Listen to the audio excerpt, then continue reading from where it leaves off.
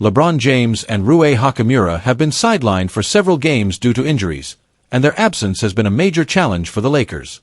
With the regular season winding down, every game counts, and having two key players out has put added pressure on the rest of the squad. Leave your like and subscribe to the channel so you don't miss any updates. But there's finally some good news. Before Thursday's game against the Milwaukee Bucks, head coach J.J. Redick gave Lakers fans an encouraging update. Based on their recent progress in practice, he believes both LeBron and Hachimura could be back as soon as Saturday, when the team faces the Chicago Bulls in Los Angeles. That's a huge development for the Lakers, who are looking to solidify their playoff position in these final weeks. And if today's practice was any indication, LeBron is getting close to full strength. He was seen running drills, working on his conditioning, and finishing multiple layups from both sides of the basket, looking sharp and engaged. Getting LeBron and Hachimura back at this stage of the season could be the difference between a deep playoff run and a first-round exit. Right now, the Lakers hold the 4th seed in the Western Conference, but that position is far from secure. A few bad games could push them into the play-in tournament, while a strong finish could lock in home court advantage for at least the first round. Health has been a major issue for the Lakers all season. Injuries to key players have disrupted team chemistry, forced role players into expanded duties, and created inconsistencies in their performances. When LeBron and Hachimura were both available, the team had one of the best records in the league. Their presence adds depth, versatility, and experience, something the Lakers will desperately need heading into the playoffs. But how did these injuries happen in the first place? Rui Hachimura has been out since late February after experiencing knee pain during a game against the Minnesota Timberwolves. He left for the locker room and never returned to the court that night. Medical evaluations later confirmed he was dealing with patellar tendinopathy, commonly known as jumper's knee. This condition develops over time due to repetitive stress on the patellar tendon and can cause significant pain and stiffness. In many cases, athletes try to play through it, but eventually, the discomfort becomes too much to ignore. Given the physical demands of the NBA schedule, it's likely that Hachimura had been dealing with this issue for a while before the pain became unmanageable. LeBron James, on the other hand, suffered a groin strain on March 8 during a game against the Boston Celtics. He immediately showed signs of discomfort, and after further evaluation, it was determined that he would need at least 2 weeks of recovery before being re-evaluated. Groin injuries can be tricky, especially for a player like LeBron, who relies on explosive movements, cutting, and driving to the basket. A premature return could lead to a more serious setback, so the Lakers' medical staff has been cautious with his recovery. But based on Redick's optimism and LeBron's recent participation in practice, it seems like he's getting close to making his return. That's the big question. While Redick has expressed confidence in their progress, the Lakers have not made an official announcement regarding their availability for Saturday's game. One factor to consider is the schedule. After facing the Bulls, the Lakers will have a challenging stretch of games that includes matchups against playoff-caliber teams. If LeBron and Hachimura aren't at 100%, the team may opt to rest them a little longer to ensure they're fully ready for the most crucial part of the season. On the other hand, with only 13 games left, every win matters. The Western Conference standings are incredibly tight, and even a short losing streak could drop the Lakers into a much more difficult playoff scenario. If LeBron and Hachimura feel good in warm-ups, there's a strong chance they'll suit up against Chicago. With the playoffs right around the corner, the Lakers are entering a make-or-break stretch. If they can get healthy and build momentum, they have the talent to make a deep run. But if injuries continue to pile up, their championship hopes could slip away. For now, all eyes are on LeBron and Hachimura. Their return could be the boost the Lakers need to finish the season strong, but until the team makes an official decision, fans will have to wait and see if they'll be back on the court this Saturday. The Los Angeles Lakers took a strategic approach to their Thursday night matchup against the Milwaukee Bucks at Crypto.com Arena, opting to rest 6 of their top 8 players, including 4 starters. Given that this was their 6th game in just 8 nights and several key players were already dealing with injuries, head coach J.J. Redick saw this as an opportunity to manage his roster's workload while giving younger players meaningful minutes. Throughout this grueling stretch, the Lakers managed a 3-3 record, despite being without 21-time All-Star LeBron James and starting small forward Rui Hachimura for every one of those games. While sitting key players like LeBron, DONčić, Austin Reeves, Hachimura, and defensive specialists Dorian Finney-Smith and Jared Vanderbilt may have put the team at a disadvantage in the short term, It opened the door for some of the team's younger talent to step up and gain valuable experience on the court. And in an unexpected bright spot during the 118-89 loss, rookie guard Bronny James made a real statement. The 20-year-old former USC standout, and, of course, the eldest son of Lakers superstar LeBron James, delivered his best performance yet in the NBA. He finished as the team's leading scorer with a career-high 17 points, shooting an impressive 7 of 10 from the field, while also contributing 5 assists, 3 rebounds, and a blocked shot in 30 minutes of play. Up until now, Bronny's role on the Lakers had been relatively minor, with most of his development happening with the South Bay Lakers, the team's G League affiliate based in El Segundo. There, he has consistently showcased his skills, proving that he can compete at a high level. Following the game, J.J. Redick had strong words for those who have been overly critical of Bronny's rookie season. Speaking with ESPN's Dave McMenamin, Redick made it clear that he deeply admires how Bronny has handled the immense scrutiny and expectations that come with being the son of LeBron James. "I've just been impressed with the person that he is," Redick said. "And to deal with, frankly, bulls, because of who his dad is, and still keep a level head and remain a class act, says a lot about him. Says a lot about that family. The way LeBron and Savannah have raised him was obvious to me from the moment I started working with him on the court this summer."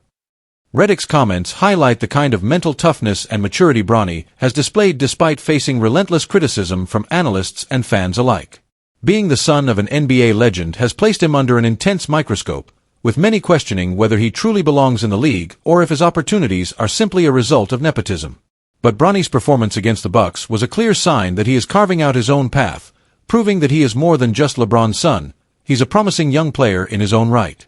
The loss to Milwaukee dropped the Lakers to a 43-26 record, though they continue to hold on to the number 4 seed in the highly competitive Western Conference playoff picture. Meanwhile, the Bucks improved to a 39-30 record, moving within one game of the Indiana Pacers, who currently occupy the number 4 seed in the Eastern Conference with a 40-29 record. As for Bronny's overall development, his time in the G League has been instrumental in his progress. Through 9 regular season games with South Bay, he has put up impressive numbers, averaging 20.6 points per game while shooting 43.1% from the field, 36.1% from 3, and 80% from the free throw line. He's also contributing 5.0 rebounds, 5.0 assists, and 1.7 steals per game, showing that he can impact the game in multiple ways. His strong outing against Milwaukee helped elevate his NBA stats, bringing his season averages up to 2.3 points per game on 35.4% shooting from the field, 26.9% from beyond the arc, and 75% from the free throw line. Along with that, he's averaging 0.6 rebounds and 0.6 assists across 22 games, most of which have come in garbage time minutes.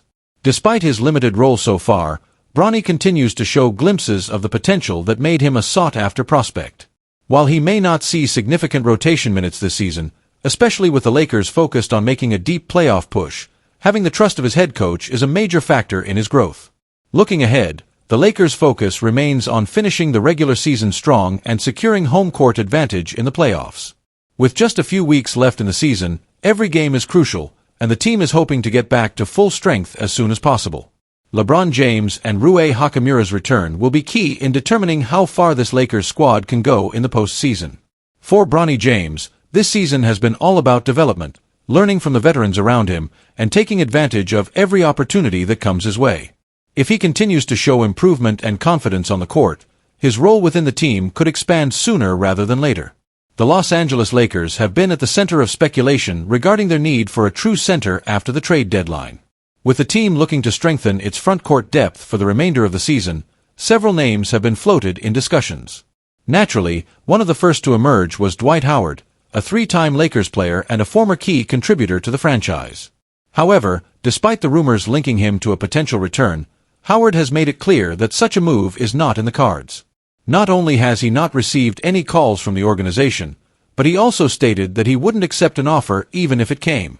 Speaking to TMZ Sports on Friday, Howard firmly shut down the idea of rejoining the Lakers. "The Lakers aren't calling me," he said. "I don't think this is going to happen. Jeannie, Bus, give me a call, but I'm not signing with the team." His comments put to rest any speculation about him potentially returning to Los Angeles to provide much-needed size and interior presence. Howard also emphasized that while he remains in playing shape and is always ready, He has reached a stage in his life where basketball is no longer his sole focus. At 39 years old and having last played in the NBA in 2022, the chances of seeing him suit up for an NBA team again appear slim. His words suggest that he is content with his career and the path he has chosen since stepping away from the league. Meanwhile, the Lakers have been managing their current roster as best as they can, relying on Jackson Hayes to fill the starting center role. While Hayes has shown flashes of promise, the team still faces challenges in the front court.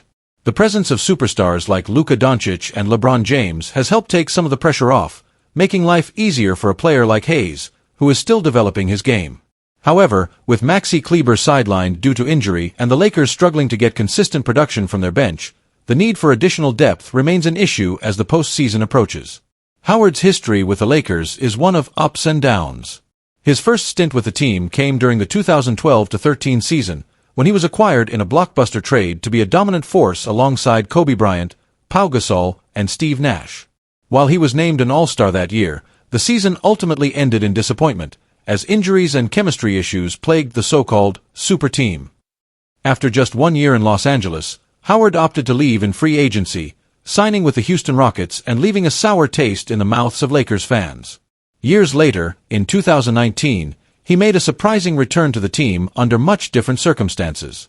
No longer a primary option, Howard embraced a reduced role, providing rebounding, rim protection, and energy off the bench. His willingness to accept this new role proved crucial, as he became an important piece of the Lakers' 2020 championship team alongside LeBron James and Anthony Davis. His performance in the playoffs, particularly his ability to disrupt opposing big men, played a significant part in the Lakers' title run inside the Orlando bubble. After winning the championship, Howard once again left in free agency, only to come back for a third stint in 2021. However, by that point, his effectiveness had diminished, and he struggled to make the same impact. The Lakers, dealing with roster inconsistencies and injuries that season, failed to find the right formula for success, and Howard's role became less significant. That season would ultimately mark the end of his time in the NBA. Since then, Howard has taken his talents overseas, playing in Taiwan's National League, where he has put up eye-catching numbers. His performances have gone viral on multiple occasions, showcasing his ability to dominate against lesser competition.